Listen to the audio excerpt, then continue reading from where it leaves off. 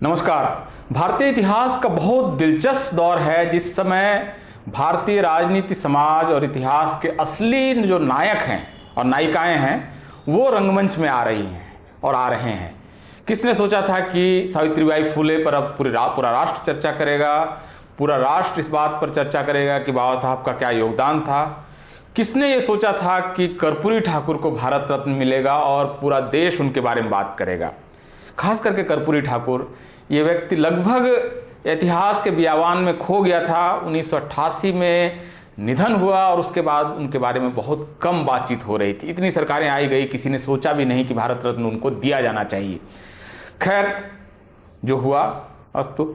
कुल मिलाकर अब जो स्थिति है उसमें कर्पूरी ठाकुर पर फिर से चर्चा शुरू हुई है और इसी बारे में हमारे साथ बात करने के लिए मौजूद हैं लोहिया फाउंडेशन के संस्थापक संतोष यादव जी। संतोष जी, बहुत बहुत स्वागत है आपका। नमस्कार संतोष जी, कर्पूरी ठाकुर को भारत रत्न मिला, कैसे आप याद करते हैं उनको? ये एक ऐसा दौर है, मुझे लगता है जननायक कर्पूरी ठाकुर की स्वीकृति के कारण हुआ है। जो जन स्वीकृति है उसका ये प्रतिफल है। कोई सरकार बाध्य हो जाती है, वो विवश हो जाती है, ये विवशता है। इतिहास में बहुत बार ऐसा हुआ है कि बड़े बड़े नायकों को अपने दौर में उनको स्वीकृति नहीं मिली है। जैसे हम विज्ञान के क्षेत्र में गैलीलियो को देखें, उनको उम्र कैद की सज़ा मिली। फिर हम देखें सुकरात, जहर का प्याला पिया था। लोग, उस समय की व्यवस्था, उस समय की सत्ता, उस समय के लोग विवश थे जहर पिलाने के लिए। ईसा मसीह इतिहास में ऐसा हुआ। अभी ताजा लोहिया जी को अभी तक नहीं मिला है। डॉक्टर राम मनोहर लोहिया जैसा योद्धा, संग्रामी, 8 बार गुलाम भारत में जेल में गए, 17 बार आज़ादी के बाद जेल गए। बाबा साहब को भी आप देखिए कितना समय मिल गया लगा। बाबा साहब भीमराव अंबेडकर को 1990 में बीपी सिंह की सरकार दे पाई। इतना ही नहीं, उस पार्लियामेंट के अंदर एक पोर्ट्रेट नहीं था बाबा साहब भीमराव अंबेडकर। सही बात है। तो कर्पूरी ठाकुर को जब याद करें संतोष जी, तो मुख्य रूप से उनके 3 या 4 जो सबसे बड़े कार्य थे वो क्या थे, जो मतलब जिसको आज के नेताओं को ध्यान रखना चाहिए लोक कल्याण की दृष्टि से? मुझे लगता है कि कर्पूरी ठाकुर को, मैं जननायक कर्पूरी ठाकुर को मैं जितना समझता हूँ, वो डॉक्टर राम मनोहर लोहिया के विचारों के सच्चे वारिस थे। उनके तमाम विचारों को बिहार के ज़मीन पर अमली जामा पहनाने का काम जननायक कर्पूरी ठाकुर ने किया। बहुत साहस के साथ, ऐसे समय में जब बहुत मुश्किल था, समाज में बहुत जड़ता थी। 67 के दौर में, 77 के दौर में मुझे उन पर उनके गांव गया था। उनको जानने वाले सारे उस जमाने के पुराने नेता से हम लोग मिले हैं। एक रिपोर्टिंग भी हम लोगों ने किया है पिछले 2 साल पहले। बहुत एग्जॉस्टिव है, बहुत बृहद रिपोर्टिंग है जननायक कर्पूरी ठाकुर साहब पर। रामजीवन बाबू 1953 से अभी जीवित हैं। वो पूर्व सांसद रहे हैं, पूर्व मंत्री हैं, अभी जीवित हैं। लगभग 93-94 साल उनका उम्र है। वो बेगूसराय में अपने गांव में रहते थे, वहाँ भी हम लोग गए थे। वो 53 से जननायक कर्पूरी ठाकुर के साथ राजनीति करते थे, 1953 से। बहुत लंबा उनके साथ राजनीति में ये रहा है, संग साथ रहा है। वो कहते थे कर्पूरी ठाकुर एक बदलाव के वाहक थे। वो बदलाव की बेचैनी थी, समता का और न्यायपूर्ण समाज बनाने का। कर्पूरी ठाकुर का जो समग्र व्यक्तित्व है, डॉक्टर राम मनोहर लोहिया का जो विचार है, लोकतंत्र, समाजवाद, सामाजिक न्याय, इसके इर्द गिर्द सारे उनके क्रियाकलापों को आप देखेंगे। लोकतंत्र में बहुत गहरा यकीन था कर्पूरी ठाकुर का। कर्पूरी ठाकुर कहते थे लोक राज लोक लाज से चलता है जी। ये जो लोक राज है वो लोक लाज से चलता है। सदन में वो कहते थे, विधानसभा में उनका भाषण है। शरद यादव भी इस बात को कहते थे कि जो राज है वो लोक लाज से चलता है। ये वैसे जननायक कर्पूरी ठाकुर अपनी सभाओं में कहते थे, बहुत बार कहते थे। सारे समाजवादी मेरे ख्याल से कि लोक राज लोक लाज से चलता है। आज जैसे दिल्ली की एक सरकार जेल से सरकार हुकूमत चलाने की कोशिश कर रही है, सचमुच कितना दुखद लगता है। शर्मनाक। आप चले जाते, अपने पार्टी में किसी को चुन लेते, वो पार्टी चलाती सरकार, आप लड़ाई लड़ते। मैं नहीं कहता आप दोषी हैं या दोषी नहीं हैं, ये तय करेगी अदालत तय करेगी, लेकिन लोक राज कैसे चलेगा, लोकलाज से चलेगा। सही बात। कब तक आप लोकपाल की बात करते थे? लोकपाल नहीं, और ये तो अखबार में खबर छप जाने पे इस्तीफा मांगने वाले लोग हैं। मांगने वाले हैं। कोई मैसेज कर दिया है कि इसके पास इतना पैसा आ गया, तो स्विस बैंक में तो हल्ला करते थे इतना पैसा आ गया। तो मैं एक कॉन्टेक्स्ट में ये बात कर रहा था, लोक राज लोकलाज से चलता है, यानी उसके कुछ मर्यादाएं हैं, बिल्कुल। उन मर्यादाओं का अतिक्रमण नहीं होना चाहिए। तो जननायक कर्पूरी ठाकुर इन चीज़ों के बड़े झंडावार थे। डॉक्टर राम मनोहर लोहिया ने उस दौर में कहा था, उनका तो 67 में ही निधन हो गया, कि कर्पूरी ठाकुर जैसे 3 नेता मुझे मिल जाए तो मैं भारत को बदल के रख दूंगा। तो वो तमाम चीज़ें, डॉक्टर राम मनोहर लोहिया की जो जातीय नीति थी, अंग्रेजी का कार्यक्रम था, सामाजिक न्याय का कार्यक्रम था, सब उन्होंने अपने समय में किया। 77 में फिर जब वो मिली जुली सरकार बनी जनता पार्टी की, तो उस रिपोर्टिंग में हम लोगों ने जिक्र किया है, रामजीवन बाबू बताया है कि 4 बजे भोर में कैबिनेट की मीटिंग में ये तय हुआ कर्पूरी जी कि मैं अब आरक्षण लागू करने जा रहा हूँ। ओबीसी आरक्षण पहली बार कर्पूरी ठाकुर दे रहे हैं, मतलब और पिछड़ा ओबीसी क्या, पिछड़ा का दोनों का हाँ, उन्होंने ध्यान एक साथ रखा। उसी समय ध्यान रखा। एक बहुत गहरी दृष्टि थी कि समाज का जो ज्यादा वंचित तबका है उसको थोड़ा अलग से हम पॉजिटिव डिस्क्रिमिनेशन में लाएं, उसको ऐसे एम्बिट में लाएं कि एक बड़ा हिस्सा ऐसा नहीं कि उसके न्यायपूर्ण वितरण ना हो सके। उत्तर प्रदेश मध्य प्रदेश आज तक नहीं कर पाया जो कर्पूरी ठाकुर 1978 में कर गए। केंद्र सरकार नहीं कर पाई अभी तक कि अति पिछड़ों को अलग से आरक्षण देना है। ये एक संकट है। और वो बहुत 4 बजे मॉर्निंग में उन्होंने ये निर्णय लिया, मुझे कितने जद्दोजहद के साथ, जब उस समय में ये सारे लोग जनसंघ की जनता पार्टी थी, उन्होंने निर्णय लिया था। उन लोगों को, बहुत लोग, उनकी सरकारें चली गई। अगर आरक्षण नहीं वो लागू करते तो रामसुंदर दास जी मुख्यमंत्री नहीं बनते। उनको जो हटाया गया उनको कुर्बानी देना पड़ा। ये कुर्बानी, लेकिन करोड़ों वंचित और पिछड़ों अति पिछड़ों के कल्याण के लिए, उनके एडवांसमेंट के लिए, उनके मुख्य धारा में शामिल करके ने अपनी कुर्बानी दी थी, सरकार गिराई थी। तो आज सरकारें महत्वपूर्ण है, सिद्धांत विचार प्रतिबद्धता कहीं नहीं है। बिहार में आज देखेंगे बहुत सारे, लेकिन मैं देखता हूं ये कर्पूरी ठाकुर का जो राजनीतिक विस्तार हुआ है, वो जो जन स्वीकृति है मिट्टी में, अब गाँव में, कस्बों में, उसके कारण ये दिल्ली में बैठी सरकार बाध्य है, विवश है कि ऐसे हम लोगों को कैसे स्वीकृति ना दें, कैसे ना दें। उनको जो सरकार स्वीकृति देती है, सम्मान सरकार का बढ़ जाता है। नहीं, लेकिन एक बात कर्पूरी ठाकुर को मिल रहा है, हाँ। लेकिन सम्मान उस सरकार का बढ़ जाता है। ये ऐसा है कि जैसे आज कोई सुकरात को अच्छा ना कहे तो वो उसका अपमान होगा। सही बात, उस व्यक्ति का अपमान होगा। गैलीलियो को अगर कहेंगे कि गैलीलियो का आप ऑनर नहीं करेंगे तो आपका खुद अपमान हो जाएगा। सही बात है, सही तो बात। ये इस परंपरा में मैं उनको देखता हूँ, और उनका बहुत गहरा यकीन था लोकतंत्र में, समाजवाद में, बराबरी के समाज में। अंतिम दौर में बहुत बेचैनी थी जननायक कर्पूरी ठाकुर साहब, और जनसभाओं में जाके कहते थे सामाजिक क्रांति की ही नहीं, सांस्कृतिक क्रांति की भी भारत की जरूरत है। अपने अंतिम दौर में भाषण में कहते थे इस मुल्क को एक सांस्कृतिक क्रांति की जरूरत है। वो समझ रहे थे कि जो सामाजिक जागरण हुआ है, जब तक सांस्कृतिक पुनर्जागरण और सांस्कृतिक क्रांति नहीं होगी, ये परमानेंट नहीं होगा, नहीं टिकेगा, फिर नहीं टिकेगा। ये फिर से वो कुछ समय के लिए क्रांति और बदलाव दिख रहा है, बदलाव फिर से वो पुनर्वापसी की तरफ बढ़ सकता है। उनके जो काम करने का तरीका था, स्टाइल था, उसके बारे में अक्सर कहा जाता है कि एक बहुत सादगीपूर्ण जीवन था उनका, और लोक जीवन में शुचिता या पवित्रता का बहुत वो ध्यान रखते थे। उन्होंने अपने जीवन काल में अपने परिवार से किसी को आगे उस तरह से राजनीति में नहीं बढ़ाया और बाकी लोगों को भी मौका दिया, या जिस तरह से एक अंतिम व्यक्ति तक उनका जो ध्यान रखने का एक चिंतन था, जिस पर वो लगातार टिके रहे। इस समय कर्पूरी ठाकुर आपको जब की जो विचारधारा है, जो चिंता है, जो उनकी कार्यशैली है, उसका क्षरण जिस तरह से हुआ है उनके ही शिष्यों के द्वारा, इस पर आपको क्या लगता है कि कर्पूरी ठाकुर के ये शिष्य हैं या अयोग्य शिष्य हैं, कुजात शिष्य हैं, या उनका निषेध है, उनका नकार है, क्या है? अभी जो राजनीति चल रही है, खास करके समाजवादियों की या समाजवादी खुद को कहने वालों की, सामाजिक न्याय वालों की, उस राजनीति को आप किस तरह से उस संदर्भ में देखते हैं जिस संदर्भ में कर्पूरी ठाकुर को आप देखते हैं? कर्पूरी ठाकुर के बहुत सारे किस्से कहानी मौजूद है बिहार की गलियों में, गाँव में, सदन में, चौराहों पर। लोग जानते हैं बहुत सक्रिय रहते थे सामाजिक जीवन में, अति सक्रियता जिनको कह सकते हैं। कहीं कोई हादसा हो गया, कहीं कोई जुल्म हो गया, अन्याय हो गया, सरकार से पहले कर्पूरी ठाकुर पहुंच जाते थे, पुलिस से पहले कर्पूरी ठाकुर पहुंच जाते थे। उस ज़माने में बहुत जुल्म था, गांव में बहुत जुल्म था, दलितों पर, पिछड़ों पर, अति पिछड़ों पर सामाजिक बहुत जुल्म था। वो बहुत सक्रियता थी। तो बहुत सारे लोग बताते हैं, जब जीवन बाबू बताते हैं कि 1985 में हम लोगों ने, सब पार्टी के नेताओं ने, उन्होंने कहा था आप लोग तैयार करिए किनको विधानसभा का चुनाव लड़ाना है।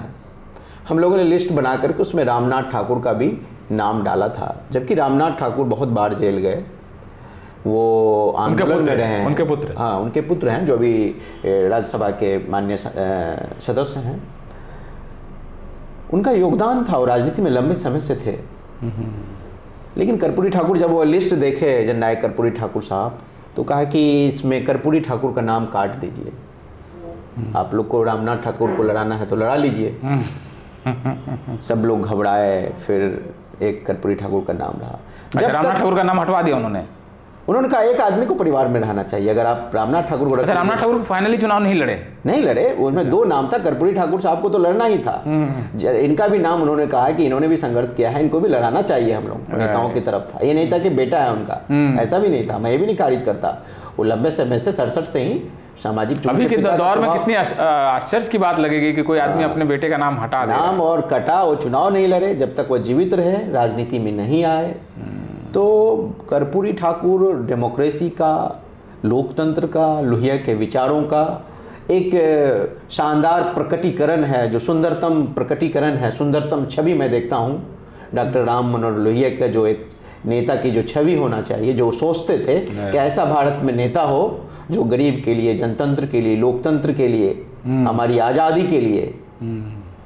तो लोकतंत्र में इसलिए गहरा यकीन बिहार में लोगों का बढ़ा। समाजवादी आंदोलन का जो विस्तार हुआ, फिर बाद में 89 में वो जो कर्पूरी ठाकुर की विरासत थी, असंख्य लाखों लोग जो 52 से समाजवादी आंदोलन से जुड़े रहे, वो फिर एक परिणति में बदला। 90 में लालू जी आए, क्योंकि कर्पूरी ठाकुर ने उनको लोकतांत्रिक बना के रखा था। लोकतांत्रिक बना के रखा तो वो फिर एक लोकतांत्रिक प्रक्रिया में लालू जी चुन के आते हैं। 3 लोग चुनाव लड़ते हैं, रघुनाथ झा, राम सुंदर दास और लालू जी, और 3 लोगों के बीच चुनाव होता है विधायकों का, और एक आदमी फिर नेता बनते हैं। कितना सुंदर था वो व्यवस्था थी, मतलब कितनी विधायक बकायदा तय कर रहा था, अच्छा को चुनते थे। ये लखनऊ में भी हुआ, अजीत सिंह भी लड़े और मुलायम सिंह यादव भी लड़े। कितनी वो परंपरा और आज वो नहीं होता है। पहले से, चुनाव से पहले डिक्लेयर कर दिया जाता है। विधायकों की कोई चॉइस नहीं, विधायकों से नहीं, कार्यकर्ताओं से नहीं पूछे जाते। घर के दहलीज पर खड़ा एक आदमी तय करता है कि मेरा बेटा अब पूरे बिहार का नेता हुआ है, और सब लोग तुम इसके पीछे लग जाओ, जी जान से लग जाओ, जनतंत्र बचाना है और लोकशाही पर खतरा है। एक प्रश्न, बल्कि 2 प्रश्न हैं संतोष जी, और ये कठिन प्रश्न है। कर्पूरी ठाकुर को लेकर एक बड़ी आलोचना है, और मेरी भी आलोचना है, कि कर्पूरी ठाकुर ने जब अंग्रेजी की अनिवार्यता ख़त्म की बिहार में मैट्रिक पास करने में, मैं मानता हूं कि इसकी वजह से बहुत कुछ हुआ होगा, लेकिन अल्टीमेटली जो बिहार के युवा हैं वो अपेक्षाकृत कम एम्प्लॉयबल हैं, या उसी काबिलियत के साथ वो कम वेतन पर काम करने के लिए अभिशप्त हैं, या अच्छा काम उनको नहीं मिल रहा है। इस आलोचना का आपके पास क्या जवाब है कि कर्पूरी ठाकुर ने ये क्यों किया था? ये जो अंग्रेजी का सवाल है, डॉक्टर राम मनोहर लोहिया के विचारों का, जो उनका एक दर्शन था, एक राजनीतिक विचार है, उसमें था कि अंग्रेजी एक सामंती भाषा है। डॉक्टर राम मनोहर लोहिया का मानना था मेरी भारत की एक सामंती भाषा है, ये यहाँ के शासक वर्गों की भाषा है। तो अंग्रेजी की अनिवार्यता हटाने का लोहिया बात कर रहे थे। उनके भाषा नीति का हिस्सा था, जिनको बाद के दिनों में जो विभिन्न सरकारें, समाजवादी सरकारें ने लागू किया। कर्पूरी ठाकुर साहब ने यही किया, और उसमें अंग्रेजी की अनिवार्यता हटाई गई, जिनको पढ़ना कोई मना ही नहीं था। ऐसा नहीं है, यानी अंग्रेजी में जो फेल थे वो ये नहीं है कि वो मैट्रिक पास नहीं कर सकते थे। वहाँ हिंदी था, संस्कृत था, भाषा के रूप में उर्दू था, तमिल है, बांग्ला है, तेलुगु है, तमाम भाषाएं पढ़ाई जाती है। यानी अंग्रेजी में फेल हो जाने का मतलब ये नहीं है कि जीवन से फेल हो गए, ये महत्वपूर्ण था। अंग्रेजी में कोई अगर सहरसा, मधेपुरा, बेगूसराय में फेल कर गया तो दिल्ली यूनिवर्सिटी में आके नहीं पढ़ सकता था जी। मैं अंग्रेजी में फेल हूँ तो मैं मैथमेटिक्स पढ़ सकता हूँ, मैं इंजीनियरिंग का स्टूडेंट रहा हूँ, मैं जानता हूँ कि कहा जाता है फिजिक्स में कि mathematics is the language of physics. Physics की जो भाषा है वो मैथमेटिक्स है। इंग्लिश और अंग्रेजी, फ्रेंच नहीं है। जो मैथमेटिक्स में बहुत निपुण है वो फिजिक्स में बहुत निपुण हो सकता है। प्रेमचंद मैथमेटिक्स में फेल कर गए थे और बाद में उनको किसी तरह से फिर वो आगे बढ़ पाए। तो डॉक्टर राम मनोहर लोहिया का जो समझ है बहुत वैज्ञानिक है। आज उसकी एक्सेप्टेबिलिटी दुनिया में ज़्यादा है, बहुत ज़्यादा है। भारत में विज्ञान में जो विपन्नता है उसका कारण अपनी मातृभाषा में ज्ञान का विकास ना होना है। हम विषय ज्ञान और भाषा ज्ञान के बीच में हमारी प्रतिभाएं झूल रही है। इसके ट्रांसलेशन में उसका पूरा ऊर्जा खप रहा है। ये जो ऊर्जा का खपत है और अंग्रेजी का एक जो हुआ खड़ा किया गया, वो एक हुआ था कि अंग्रेजी के जानकार लोग विद्वान होते हैं, बड़े होते हैं। जो तमाम आप देख सकते हैं कि जो से बड़े विद्वान, अच्छा से अच्छा लिटरेचर दुनिया में वो मौलिक अपने मातृभाषा में लिखा गया, सारा कुछ मातृभाषा में। ये जो जिन पर नोबेल पुरस्कार 1913 में गीतांजलि पर मिला रविंद्रनाथ टैगोर को, वो पहले बांग्ला में लिखे थे।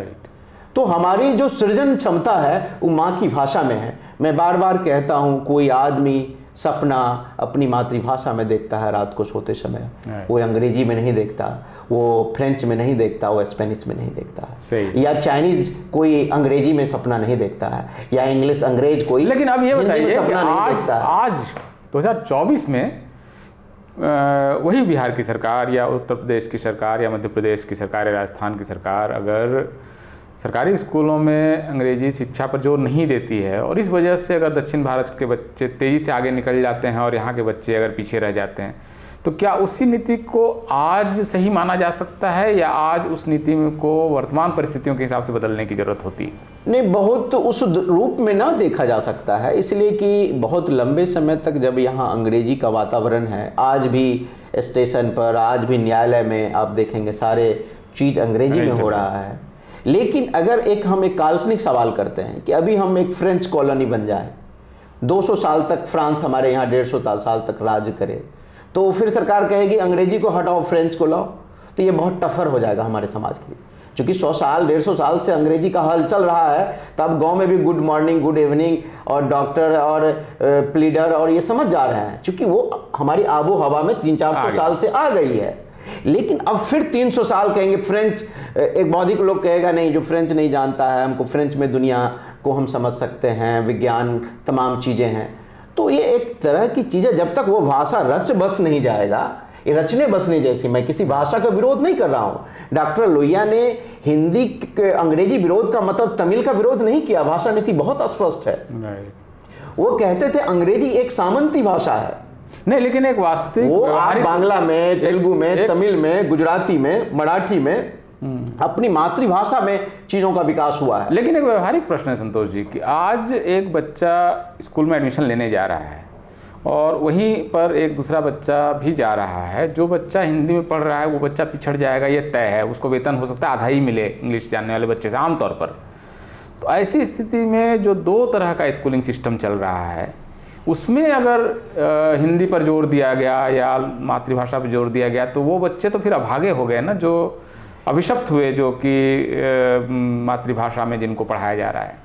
नहीं, वो सरकार की जो योजना थी, जो सपना था, वो ये नहीं था कि अंग्रेजी तुम नहीं पढ़ो, ये थे कि अंग्रेजी नहीं पढ़ने के कारण वो पास और फेल नहीं माना जाएगा। अच्छा। ये बुनियादी, ये हम लोग जो मिसअंडरस्टूड कर रहे हैं, स्कूल से अंग्रेजी नहीं हटाई गई थी। ठीक। ये कहा गया था कि अगर 30 मार्क्स नहीं लाता है अंग्रेजी में तो आप उसको फेल मत करिए। उस समय शायद इंग्लिश के उतने टीचर वगैरह भी नहीं रहे होंगे। नहीं, वो हमारा जो सामाजिक बुनावट है बहुत मुश्किल रहा। गाँव में अंग्रेजी का टीचर, जब आप 5000 साल से जिनको बड़े आबादी को शिक्षा से, संपत्ति से वंचित किए हुए हैं, उसके अंदर एक आज़ादी के बाद ये तो बहुत नई फेनोमेनन है कि एजुकेशन सबके लिए खोल दिया गया। बल्कि एजुकेशन भारत में अंग्रेज ही आकर के शिक्षा सबके लिए उन्होंने क्या ओपन टू ऑल किया? उन्होंने नहीं किया। यस। तो ये तो 150 साल का मामला है। मैं कह रहा हूं यहाँ के जो रूलिंग क्लास थे उनको अंग्रेजी सीखने में कोई दिक्कत नहीं थी। आप पिछले 5000 साल का हम बात देखें सर, तो बुद्ध के जमाने में जो शासक वर्ग की भाषा थी, जो बुद्ध की भाषा थी, वो नहीं थी।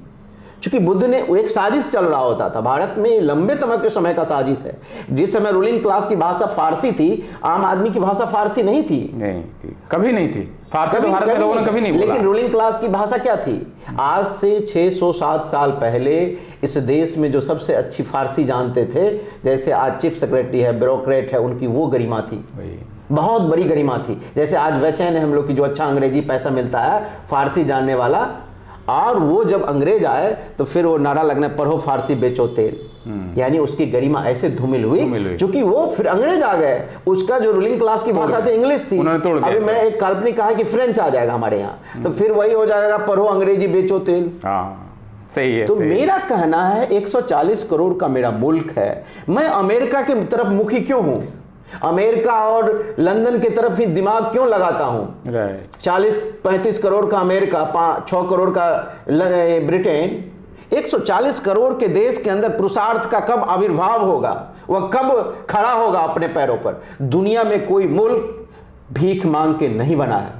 दुनिया का कोई मुल्क खड़ा होता है अपने पैरों पर तो अपने पुरुषार्थ से खड़ा होता है। चीन इसका एग्जाम्पल है। हम चाहते हैं कि दुनिया की नकल करके इस मुल्क को एक मजबूत मुल्क बनाना, ये कभी नहीं हो सकता। डॉक्टर लोहिया का यही कहना था कि रूस का वो एग्जाम्पल देते थे कि देखो वो जो अणुबम हासिल किया है स्पुतनिक, ये जो उसकी अपनी भाषा में है। ये पूरा यूरोप का एग्जाम्पल है, छोटा छोटा जो जर्मन है, स्पेनिश है, रशिया है, इंग्लिश में, ये तमाम आप देख लेंगे, ये प्रमाण प्रस्तुत करता है। एक बल्कि दूसरा प्रश्न यहीं से जुड़ता है संतोष जी कि 1967 में समाजवादियों की सरकार बनती है बिहार में। 1967 में डीएमके पहली बार सत्ता में आती है, द्रविड़ पार्टी आती है।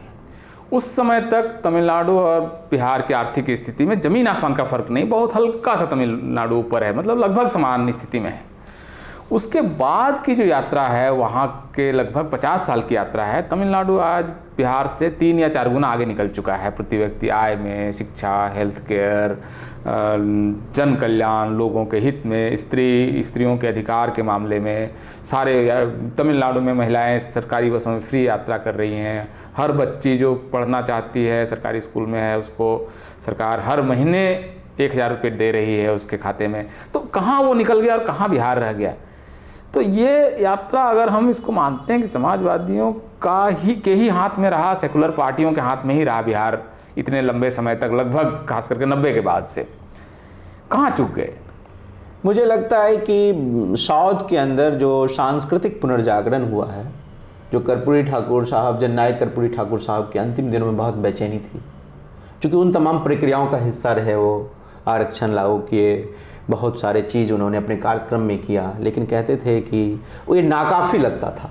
वो कहते थे सामाजिक क्रांति से नहीं होगा, सांस्कृतिक क्रांति करना होगा। मैं साउथ इंडिया का जिक्र करना चाहता हूँ।